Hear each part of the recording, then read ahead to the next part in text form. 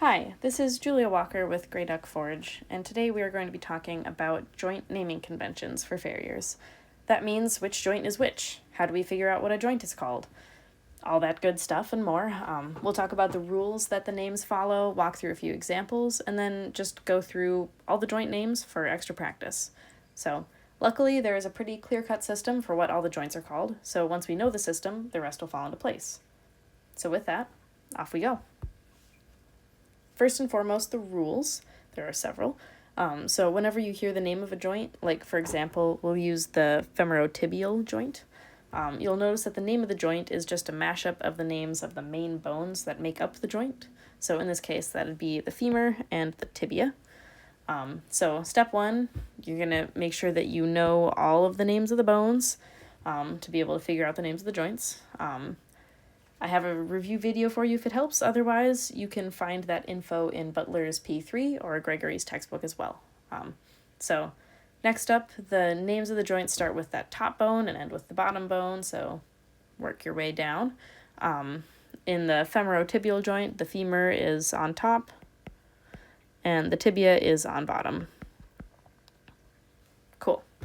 And we're, joining it by the letter O, and then we're putting that AL at the end. So there's a little dissection of the word femorotibial for you.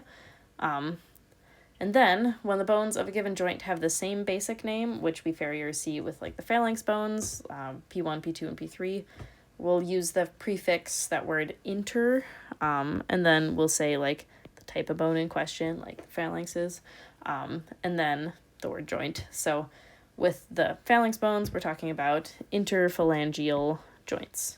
Still ending it with that AL, as you see. And then, of course, since there are two interphalangeal joints, because there can't just be one, then we have to be able to differentiate between them. That's where the words proximal and distal come in. There's a proximal interphalangeal joint and a distal interphalangeal joint in each leg on the horse. And beyond that, that is it. Those are the main rules that we need to know. Fairly simple, not a crazy number of things to keep track of, but we will be able to practice these as we go. So we'll jump into it a little bit. But first, as a disclaimer, I just want to remind you that you shouldn't really have to memorize the names of the joints individually. It just starts from knowing the names of the bones and moving on from there. Try not to memorize all the names, is what I'm saying. It really isn't that complicated. So just go with the flow, stick to the system, everything will be fine for all these basic joint names. So examples, as promised, and number one, what joint is this? We'll stick to the system. We need to find first the bone that is on top. That is step one. And this is the cannon bone, or M3, which we referred to as the third metacarpal. And like the type of bone that it is kind of the most important thing. The bone on the bottom, that's P1. So first phalanx bone. And like I said, the type of bone that it is the main thing. So can we smash the words together? Metacarpophalangeal, phalangeal, okay. Metacarpophalangeal joint.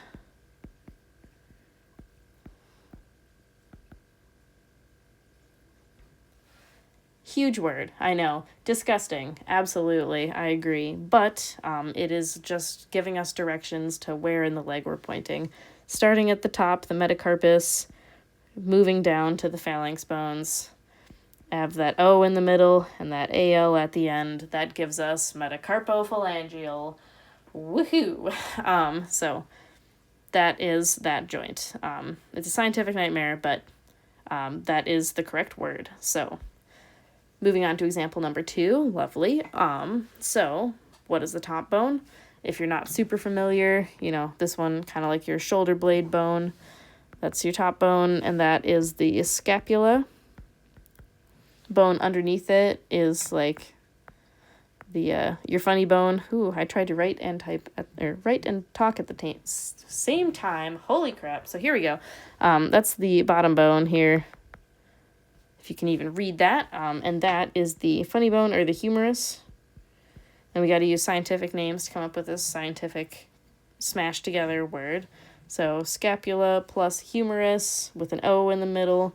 That is going to give us the scapulohumeral joint.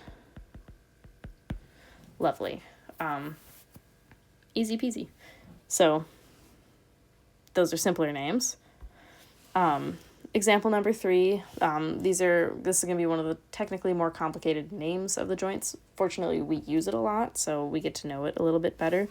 But we're going to go, okay, let's just quick label P1, P2, right, P3. Numbers increase as we go away from the horse's heart.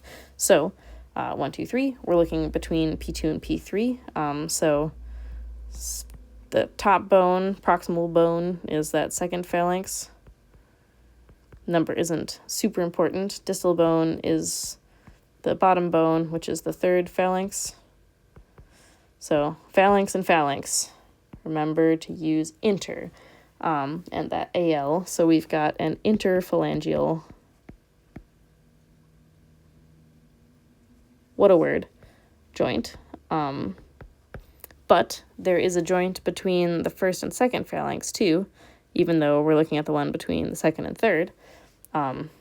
This one is more proximal of an interphalangeal joint than this one. This one is more of a distal interphalangeal joint, and that is all it is. It is just the distal interphalangeal joint that we're looking at here. Cool? Distal, farther away, inter, between phalanx bones, phalangeal, because it's phalanx bones, and joint because it's a joint. Fun fact, the distal interphalangeal joint, in like some European textbooks or circles, you'll hear it referred to as the dip joint.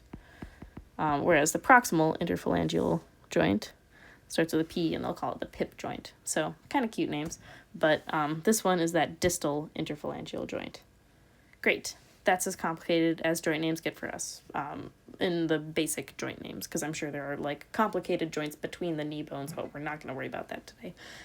So we only really have 2 joints with names this complicated that we absolutely need to know, and those are just the proximal and distal interphalangeal joints.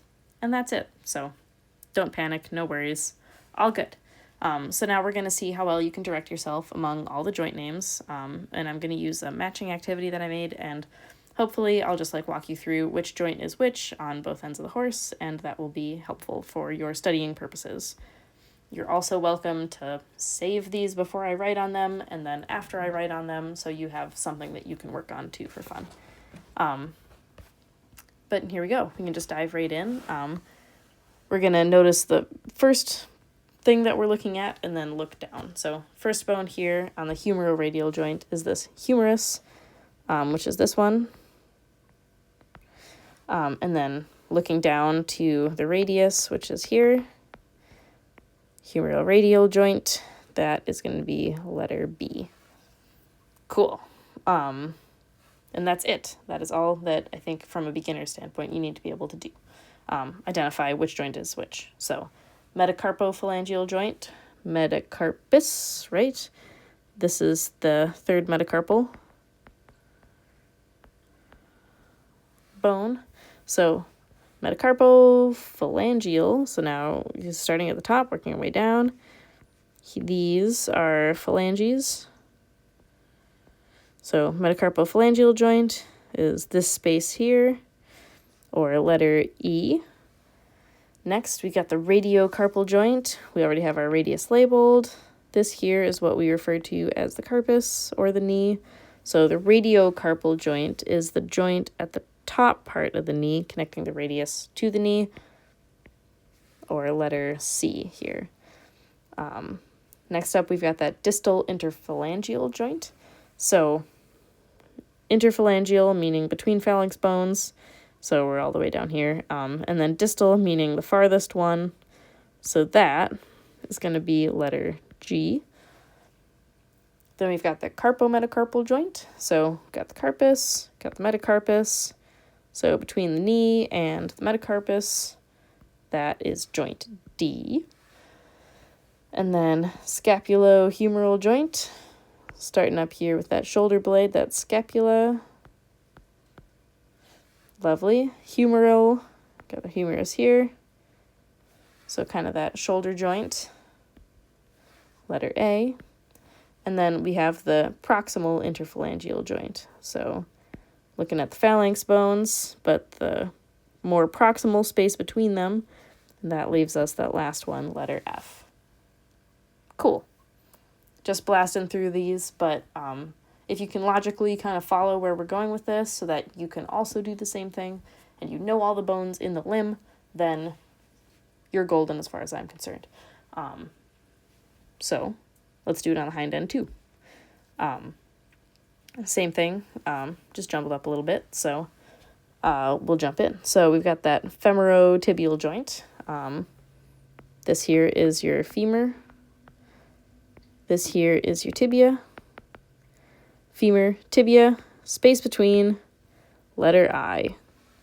Easy. Okay. Next up, metatarsophalangeal joint. So metatarsal bone, kind of like your metacarpal bone. Here we are. There's a metatarsal bone. And then here are your 3 phalanges. Metatarsophalangeal joint. It's going to be touching a metatarsal and a phalanx bone. That'll be letter L. Lovely. Tibiotarsal joint. There's the tibia, so it has to be the joint below the tibia. Here's your tarsus, the hock for reference.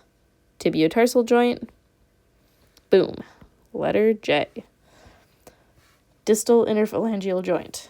I've already done this a few times, but between phalanx bones, farthest away, that's the bottom one, letter N. Then we've got the tarsometatarsal joint, so tarsus, metatarsus, space connecting them that touches both. There we are, letter K. So now I'm editing in post, still me, so I wrote coxofemoral joint, and it's actually just coxofemoral joint, because the pelvis here doesn't equal the coccyx there. It actually equals the coxa, so coxa is another word for pelvis. So the coccyx is the tailbone, the coxa is the pelvis, so it's the coxofemoral joint, coxofemoral joint, and that is that space between the femur and the pelvis, and that is letter H. And then, last but not least, the only joint that we haven't named yet, proximal interphalangeal joint. Interphalangeal meaning between phalanx bones, proximal meaning the space closer to the heart or the center or whatever, and that is letter M. So P1/P2 here, distal is P2/P3. Lovely. Hopefully it was a little faster back here. Hopefully your mind isn't totally TV static at this point. It helps that some of the joints have the same name on the front and back ends of the horse, or at least kind of similar. You know, you got metatarsals instead of metacarpals and all that, but pretty much the same thing on either side. So there you go. But yeah,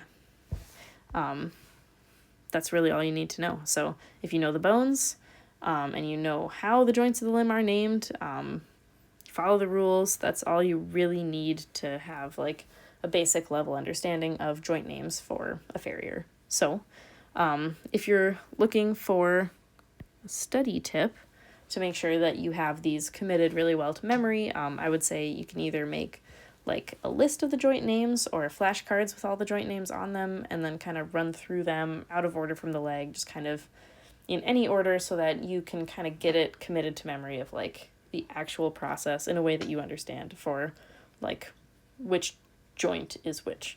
And then you can take it a step further, point to a joint, identify it from memory, and once you can do that correctly, perfect. And that is all. So with that, thank you for tagging along on this joint naming adventure. Hopefully this was helpful for you. Next up, we'll continue on the theme of bones and joints, moving on to the categories and types of joints that we farriers need to know. Thank you very much for watching, and as usual, if you have any feedback whatsoever, feel free to pop that in the comments. I look forward to sharing more videos with you, and as always, stay tuned for more.